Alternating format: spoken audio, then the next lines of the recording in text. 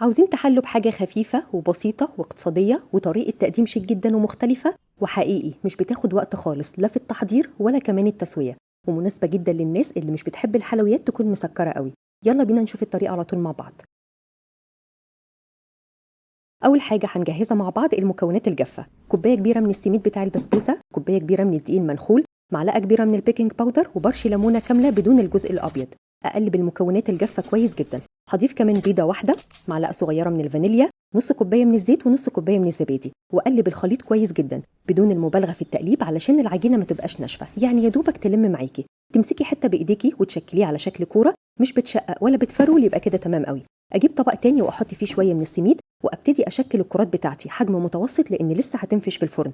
انا عامه وزنتها 40 جرام. اغلفها كويس جدا بالسميد، اجيب الصينيه واحط فيها ورق من الزبده وارصص الكرات، تدخل الفرن على درجه حراره متوسطه لمده 20 دقيقه.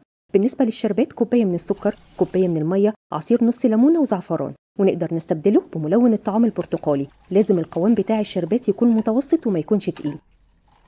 كرات السميد طلعت من الفرن وهو دوت شكلها بيبقى جميل جدا جدا. اجيب طبق التقديم وارصص فيه كده كرات السميد، وبعد كده اسقيها بالشربات الدافي. انا زينتها بجوز الهند وبالفستق، شكلها جميل جدا عند التقديم ومختلف. غطسوها كده في الشربات قبل ما تاكلوها. بألف هنا وشفا، واشوفكم ان شاء الله على خير. باي باي.